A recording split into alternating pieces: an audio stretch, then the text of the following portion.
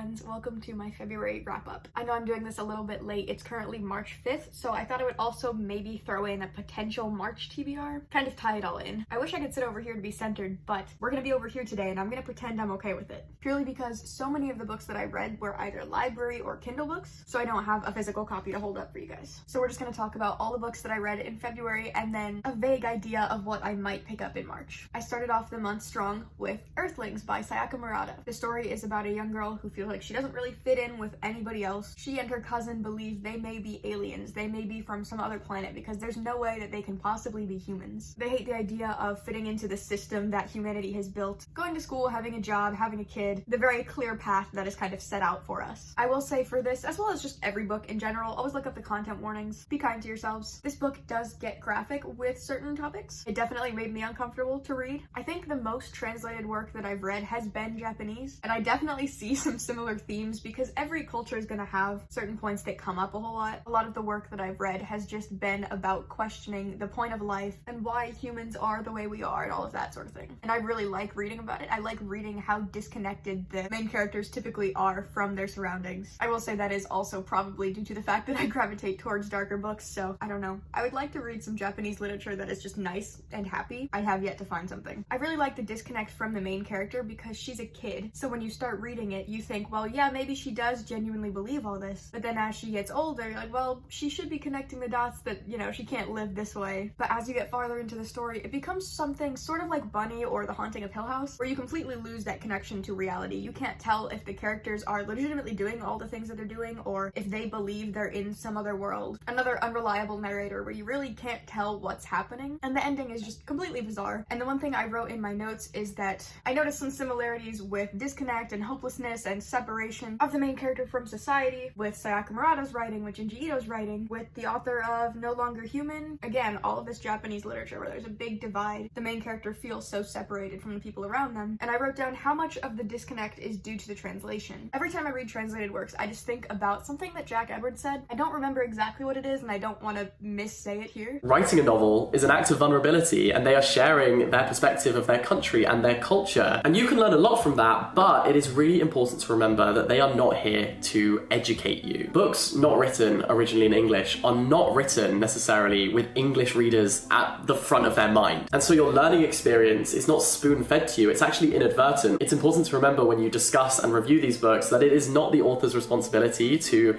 explain a country's customs and culture to you. I always just try to remind myself that I might not relate to translated works or books that are set in other places, but that isn't their goal. I'm not the target audience. I rated it pretty highly, but I haven't really thought of it since then. February felt so long, so it could just be that I feel like I haven't seen that book in forever. I think I ranked it a solid like 4 stars. Then I read 7 romance books in 1 week. I have a whole video on those books, so if you would like to see me reading them and giving more in-depth thoughts, I posted on Valentine's Day. It was a really fun video. It was something I had been wanting to do for a while, and I even had the thumbnail exactly how I wanted in my head, so it was really fun to be able to put that out because I just knew so certainly that it was something I wanted to do. Again, I did already talk in depth about all of these books. It's like an hour-long video. I really worked hard on it, so I'm not gonna go too far into it. The Love Hypothesis is a rom-com style grumpy sunshine with fake dating. It's open door. It's pretty well known that it's a fan fiction from Star Wars. The biggest criticisms are that the main man, Adam, is just described as large so many times, and also that their entire relationship is based on assault. The whole romance is because the main lady decided to just go up and kiss this random man, and they just built off of that. So it never felt okay to me to be rooting for them because that should never happen. I gave it 2.5 stars. It was fun at times, but the actual romance was just so not there. If the Shoe Fits is a story of Cinderella meets The Bachelor. You have the skeleton of Cinderella with main character named Cindy. She's got stepmom and stepsisters, and she's got a fascination with shoes, and she goes on a show that's basically just The Bachelor, and she has pretty much an instant connection with the main man. I appreciated the inclusion in this book. I think there was a lot of diversity, and it wasn't in a way that felt forced. But it was not my type of book. It was very boring. I didn't really care about anything that was happening, and I could have put it down at any time and I would have been fine. The Cheat Sheet by Sarah Adams, solid 4 stars. I had so much fun when I was reading this book. You're following Bree, who is a former ballerina, and Nathan, who is currently in the NFL. He's a big football guy. Childhood friends to lovers. I believe it's closed door. I don't think anything really happens. And something I really loved about it was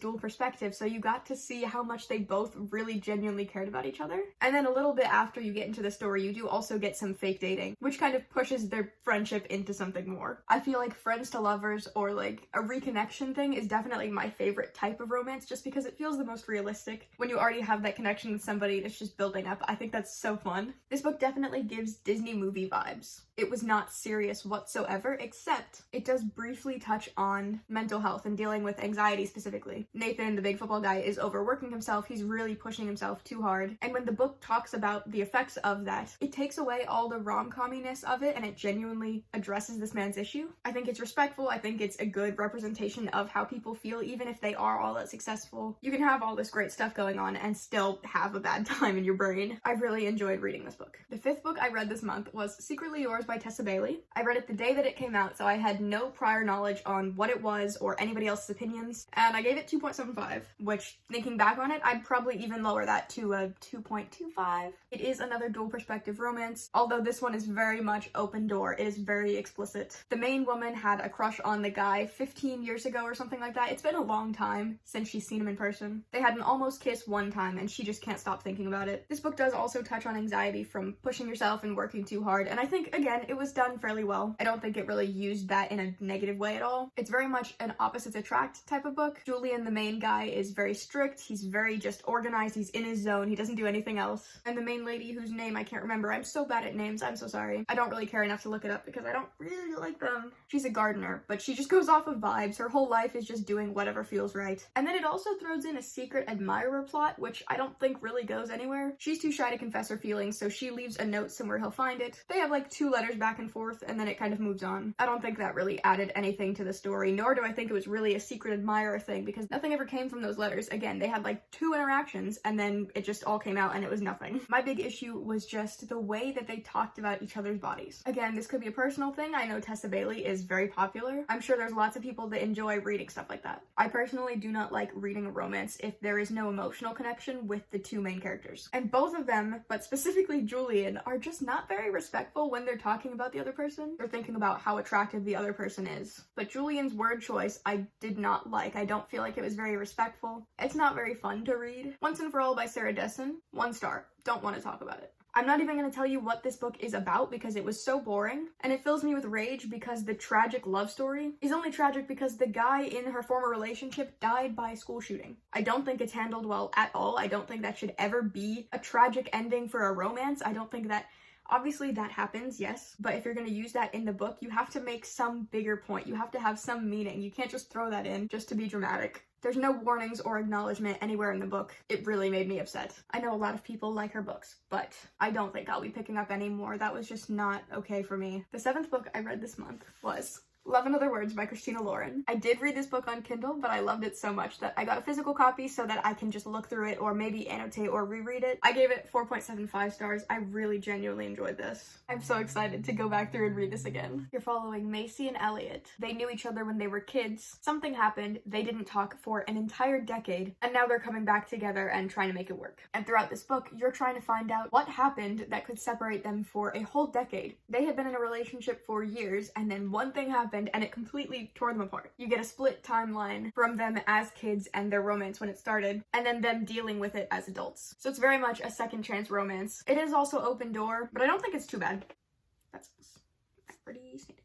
Another big focus in this book is grief after the death of a parent. Macy is going through some tough times, but the way that Elliot is there for her, it feels so special, it feels so genuine. I said the characters have so much emotional maturity and communicate so clearly with each other, and it is so refreshing. I'm sorry I keep putting the shadow over my face. I don't know where to hold this. Every conversation was just so good. They all care about each other so deeply. And I will say the ending, the big reveal, it was kind of predictable to me. I guessed it a little bit before they actually said what happened, but that didn't stop it from being absolutely devastating. The main thing that people have a problem with this type of book is that the thing that separates them for a decade isn't worth separating for a decade over. But with this one, I feel like it really made sense for both characters why they stopped talking to the other one. It was so good. I'm so excited to reread this. Anyways, I'm gonna move on. I love that book. Speaking of, the 8th book that I read was Book Lovers. I saved this one for last because I know it was a very, very hyped romance book. I thought it was okay. I gave it 3.75 stars. It's a slow burn, open door, and it's enemies to lovers. I feel like it's a pretty common thing that people are saying now, that enemies to lovers doesn't really apply to romance. It really only works for fantasy, something with higher stakes where you can actually be enemies. Making sarcastic comments does not make you enemies. And if you really did want this to be an enemies to lovers, you can't have the time skip at the beginning, because this book does start with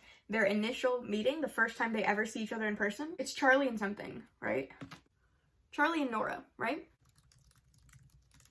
Yes, Charlie and Nora. It has their first meeting and then 2-year time skip and then to the actual story. And those 2 years would be the whole enemy timeline. So I thought it was kind of weird to skip over that because there's really no tension between these characters. There's no point where they're working against each other. I will say the conversations are the most fun to read. They are both so smart and they both bounce off of each other so well. This book does also deal with grief and guilt and feeling like you have to prove yourself. And the ending lines of the book, genuinely full body chills. I think the way that this book wrapped up was really well described. Not even talking about the plot, just the word choice. The 9th book I read was Ready Player One. I'm not going to say anything about this because I just talked about it in my weekend reading vlog that I posted yesterday. So if you want to see what I thought about that, you can go watch it. And I also read Order of the Phoenix, 5th book in the Harry Potter series and also the longest. Took me the entire month to get through. Very much character-based instead of plot-based, but I think it does good at connecting you to the characters so that you're invested for the last 2 books. And then very, very briefly, my March TBR. I'm really struggling to pick books that I want to read because all the books that I actively want to reach for right now are some of the books that I've bought more recently, but I told myself I can't read those until I read the ones that I already had. But I also don't want to force myself to read something if I don't want to read it when I know I have books that I do want to read. So that's why this is the most rough TBR ever. Currently, I'm on the Fifth Blood Prince. Currently, I'm reading Harry Potter and the Half-Blood Prince. I'm already like 200 pages through it. I definitely think I'm gonna move fast just because I am reading it on my computer, and you kind of lose track of how much you're reading when you're just blindly scrolling. Along with that, I would really, really, really like to finish the series. I started reading the series at the very, very beginning of this year, and it would be really good to just get it done. But I am so not ready for these last 2 books. I know they get pretty sad. So we'll see. We'll see how far I get. I did already read Hamnet by Maggie O'Farrell. I started it a week ago, and I finished it, I think, yesterday. I definitely recommend this book for its descriptions alone. It is so beautifully written. I know in my last TBR video, I said to unsubscribe if I didn't read Cast by Isabel Wilkerson, but